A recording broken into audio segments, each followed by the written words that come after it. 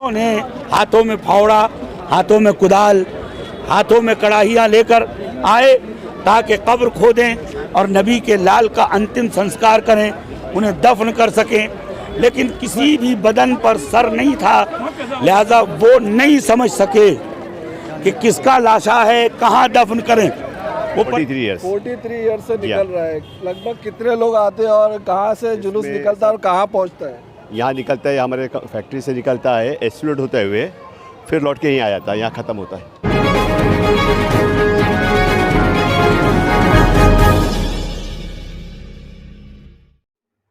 दर्शकों, स्वागत है आपका खबर फेस टू फेस में। आप देख रहे हैं खबर face to face YouTube channel और मैं हूँ ज़ीशान आज़मी। आइए देखते हैं आज की ताज़ा खबरें। जानिसारों ने कर दिए जंगल आबाद, खाक उड़ती थी शहीदा ने वफा से पहले। दिनांक 27 अगस्त शनिवार मलाड वेस्ट सोमवारी बाजार जकरिया road rice paper boss company से अंजुमन सुखबरानी हुसैन की जानिब से जुलूस काफिला बनी असद निकाला गया। जुलूस के आयोजक अनवर सैयद जानी ने बताया कि यह जुलूस 43 साल से निकाला जाता है। जुलूस में बूढ़े बच्चे, जवान और औरतें कसीर तादाद में शामिल होते हैं। यह जुलूस खामोशी से पेपर बॉस कंपनी से निकलता हुआ एसवी रोड मलाड से गुजरता हुआ फिर पेपर बॉस कंपनी लौटता है, जहां पर अंजुमन नुहा मातम करती है। इस जुलूस में बच्चे कैंडल लेकर चलते। जुलूस में इमाम हुसैन अलैहिस्सलाम का ताबूत होता है और अलम मुबारक होता है। इस जुलूस में पुलिस प्रशासन का अच्छा खासा बंदोबस्त होता है। पुलिस प्रशासन का सहयोग होता है और जुलूस शांतिपूर्वक अपनी मंजिल तक पहुंचता है। आइए देखते हैं खबर फेस टू फेस की यह रिपोर्ट।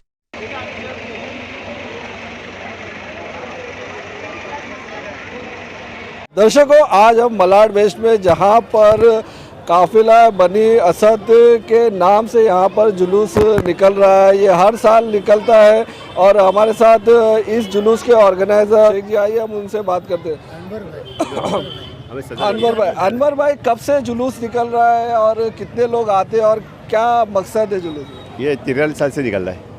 43 ईयर्स से निकल रहा है। लगभग कितने लोग आते हैं और कहाँ से जुलूस निकलता है और कहाँ पहुँचता है? यहाँ निकलता है, हमारे फैक्ट्री से निकलता है, एक्सप्लोड होते हुए फिर लौट के यहीं आ जाता है, यहाँ ख़त्म होता है। अनवर भाई, इस जुलूस का निकलने का क्या मकसद है? काफिला बनी असद क्या होता है, हमारे दर्शकों को बताइए। सबसे पहले मैं कहना चाहता हूँ आपके माध्यम से कि इमाम हुसैन किसी एक फ़िरके, किसी एक धर्म के नहीं थे। इमाम हुसैन ने जब आए तो मानवता की रक्षा की, इंसानियत का पैगाम दिया, जी और जीने देने का मकसद था उनका। उन्हीं ने, और ख़ास तौर से मेरे जो हमारा फ़िरका है शिया अशरी, हम 1400 साल से दहशतगर्द के ख़िलाफ़ आवाज़ उठा रहे हैं। आज से 1400 साल पहले यजीद नाम का एक शराबी, एक कमबख्त इंसान जिसने पूरी दुनिया को हिला दिया था और वो चाहता था रसूल के नवासे इमाम हुसैन के हाथ से बैत कर ले, यानी उसकी हाँ में हाँ करें। इमाम हुसैन ने कहा कि नहीं। रहा सवाल काफिले बनी असद, जब 72 जनाजे एक मैदान में, करबला के मैदान में पड़े थे, कोई जनाजा उठाने वाला नहीं था, तो चौथे इमाम ज़ैनुल आबिदीन अलैहिस्सलाम के ने वहाँ पर जाके लोगों से कहा कि तुम्हें मालूम है तुम्हारे रसूल का नवासे का जनाजा है, उनके साथियों का, उनके अनुयायी का ये जनाजा, इसलिए आप लोग आइए। इसलिए वहाँ एक जगह है, काफिले बनी असद का एक फ़िरका है, उन लोगों ने आके तमाम लोगों को दफनाया। उसकी याद में ये जनाजा आज जो हम काफिले बनी असद है वो हम निकाल रहे हैं। ये ऐसा नहीं कि यहाँ ही, पूरे दुनिया में आज उठ रहा है जुलूस, और इसका मकसद यही है कि हम जिए और जीने दें। दहशतगर्द 1400 साल से एक ही फ़िरका जो आवाज़ उठा रहा है कि जो दहशतगर्द बंद होना चाहिए, जहाँ कहीं पर भी हो, चाहे वो हिंदुस्तान में हो, दुनिया के किसी भी कंट्री में हो। और सबसे बड़ी बात, हिंदुस्तान को हम सलाम करते हैं। हिंदुस्तान हमारा वो मुल्क है कि इमाम हुसैन ने भी एक तमन्ना की थी, यजीद से यहाँ तक कह दिया था, अगर तुम्हें लगता है कि मैं कुछ गलत कर रहा हूँ तो मैं हिंद चला जाता हूँ। हिंदुस्तान जाने की उन्होंने तमन्ना की थी, इसलिए इस हिंदुस्तान को खुदा ने आबाद रखा है और इंशाल्लाह आने वाले क़यामत तक इस मुल्क को कभी कुछ नहीं होगा। ख़ास तौर से भारत देश को, हिंदुस्तान हमारा वो देश है जहाँ तमाम धर्म के लोग रह रहे हैं और इंसानियत का पैगाम दे रहे हैं। और ख़ास तौर से इमाम हुसैन की शहादत का मतलब ये नहीं था। 6 महीने के बच्चे, मैं दुनिया से पूछना चाहता हूँ, 6 महीने के बच्चे का क्या क्राइम हो सकता है, 4 साल की बच्ची का क्या क्राइम हो सकता है, उनको क्यों शहीद किया गया, भूखा प्यासा शहीद किया गया। इसलिए आज हम उनकी याद में पूरी दुनिया में आज जुलूस उठ रहा है कि दुनिया को पता चले इमाम हुसैन एक साबिर थे, मजलूम थे और उनको 3 दिन का, पूरे घर को 3 दिन का भूखा प्यासा रख के शहीद किया गया। उनकी याद में आज काफिले बनी असद ये जुलूस निकल रहा है। बहुत बहुत शुक्रिया। जैसे कि अनवर भाई ने हमें बताया, इमाम हुसैन का गम पूरी दुनिया में मनाया जाता है। जिशान आज़मी, खबर face to face, Mumbai.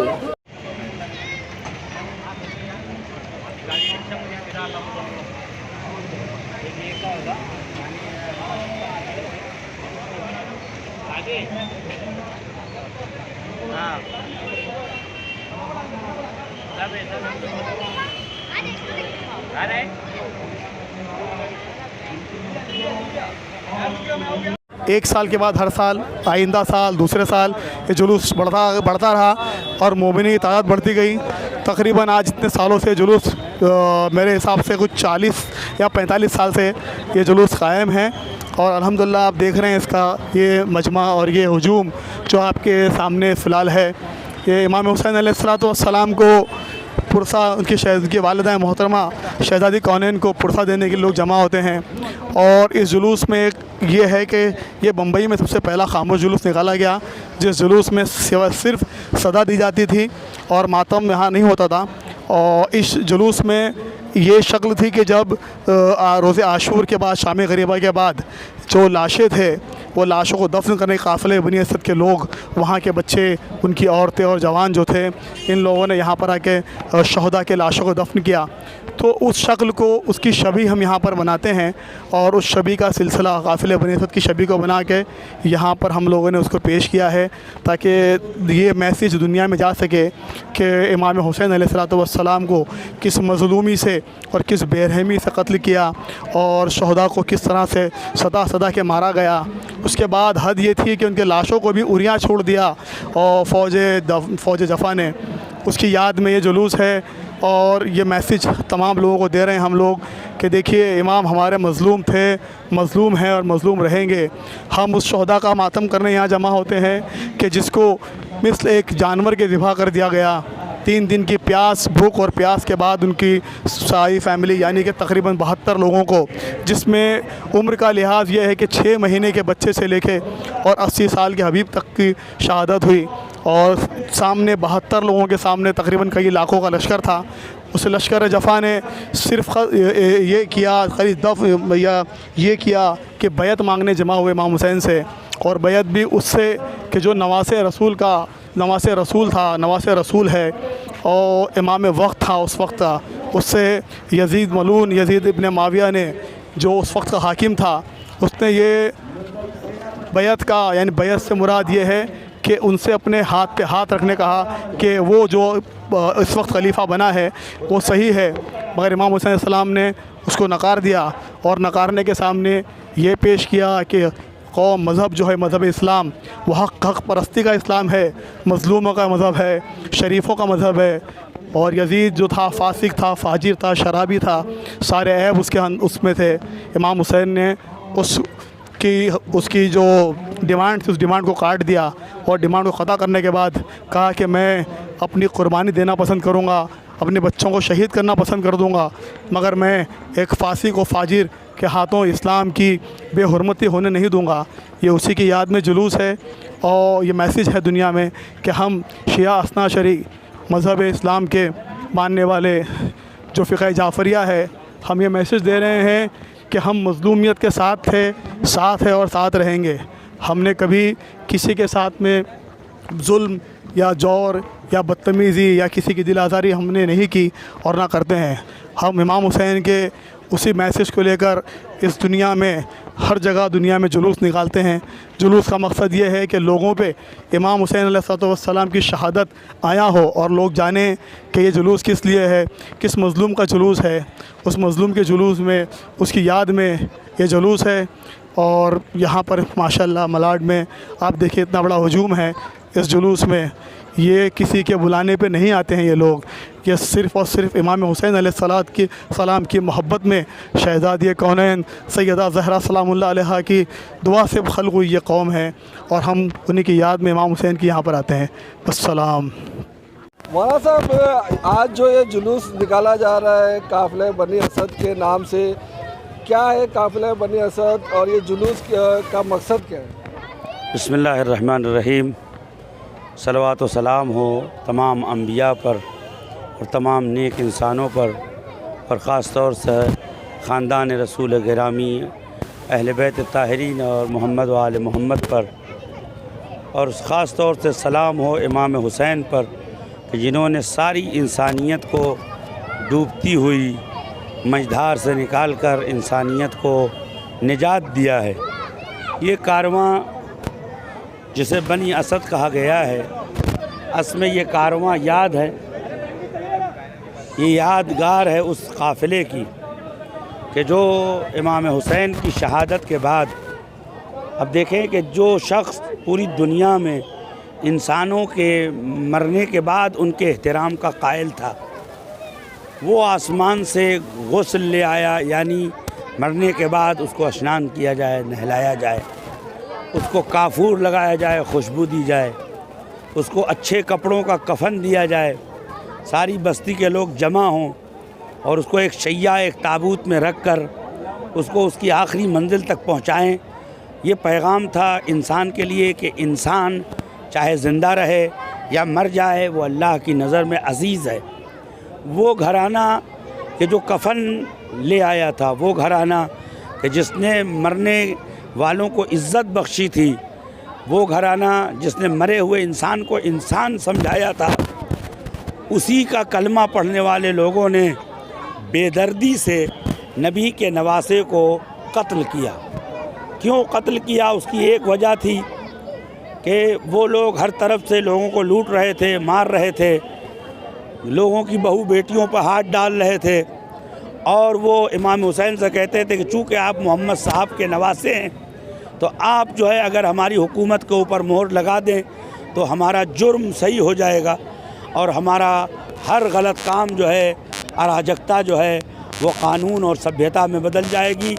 Hussain ने कहा मैं अकेला हूँ, कोई बात नहीं, लेकिन मैं कभी भी अराजकता को राजकता में तब्दील नहीं होने दूँगा, कभी भी जुल्म और हैवानियत को जो है इंसानियत का लिबास नहीं पहुँचाऊँगा, मैं कभी गलत आदमी का साथ नहीं दे सकता, चाहे मेरा सर काट लिया जाए, चाहे मेरे बच्चों को कैदी बनाकर, मेरे बच्चों को जो है वो असीर बनाकर दूर दूर तक फिराया जाए, लेकिन जो मेरा मोराल है, जो मेरा आइडिया है, जो मेरा नज़रिया है, मैं उससे पीछे नहीं हट सकता।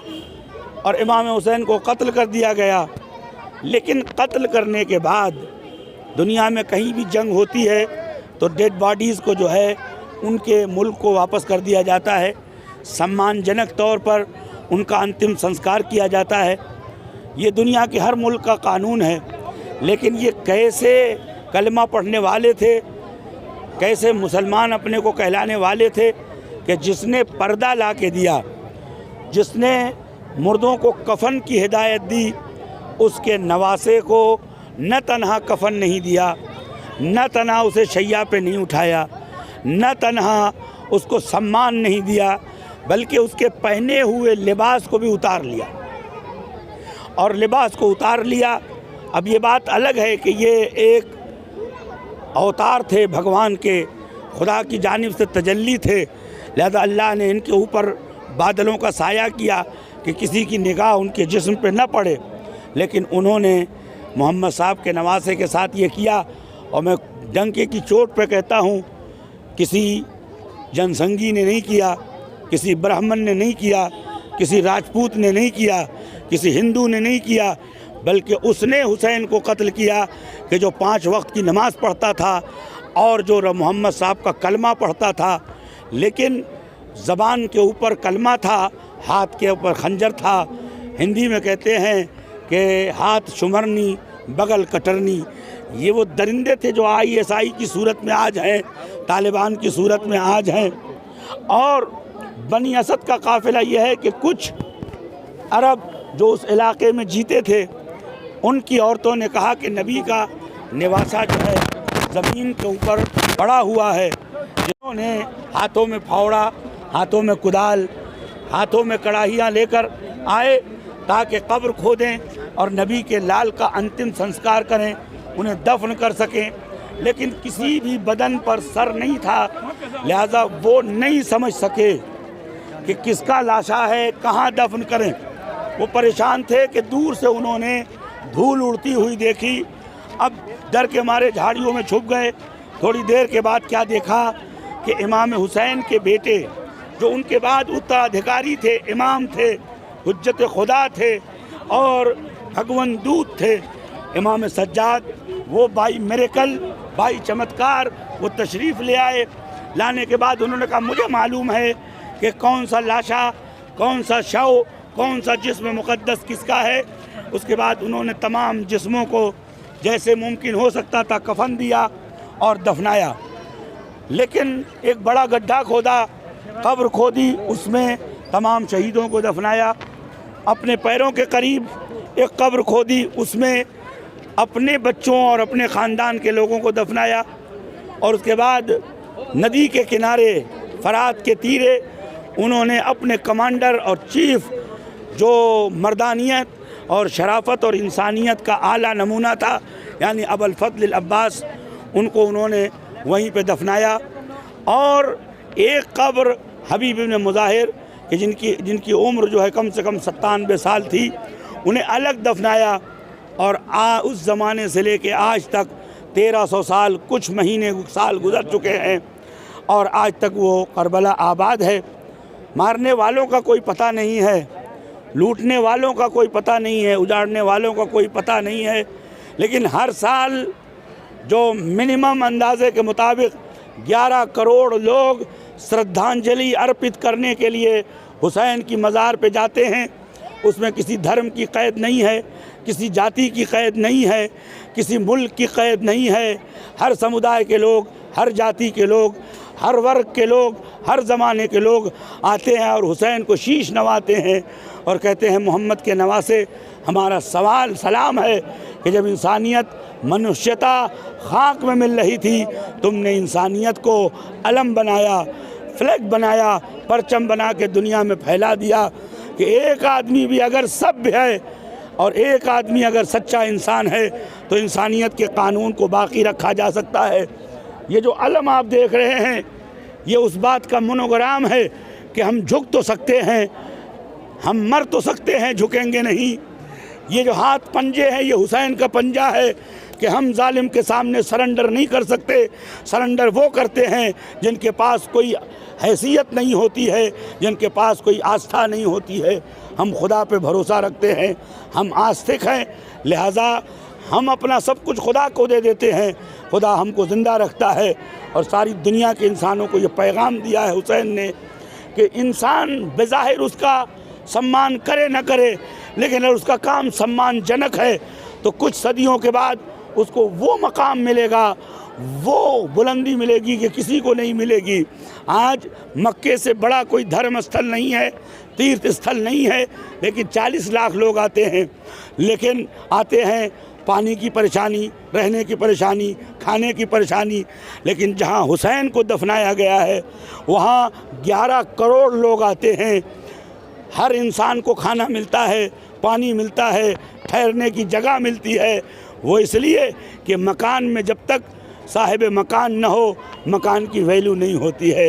हुसैन उस हैसियत का नाम है कि जो इस दुनिया में हार्ट ऑफ क्रिएशन है, जो सृष्टि का दिल है, कि जो अगर है धड़क रहा है तो पर्दा बाकी है, इज़्ज़त बाकी है, बहन बहन है, माँ माँ है, औलाद औलाद है और इंसानियत बाकी है। ये काफ़िले बनी असद उस दुखद वाक़े की याद है कि प्रोफेट और नबी के नवासे को दफनाया नहीं, इनाम लेने के लिए मैदान में पहुंच गए, लेकिन न इनाम देने वाले रहे, न इनाम देने वाले रहे, न लेने वाले रहे। लेकिन आज हुसैन ज़िंदा है। क्यों? इसलिए कि सत्य में जयते, हमेशा हक़ की जीत होती है। वस्सलामु अलैकुम व रहमतुल्लाहि। हमारे साथ मौलाना सिरतैन साहब जिन्होंने बहुत ही अच्छा पैगाम दिया, और जैसा कि उन्होंने बताया इमाम हुसैन वो शख्सियत है जो आर्ट ऑफ क्रिएशन कह सकते हैं। बहुत ही अच्छा मैसेज दिया। मैं ज़ीशान आज़मी, खबर फेस टू फेस, मुंबई।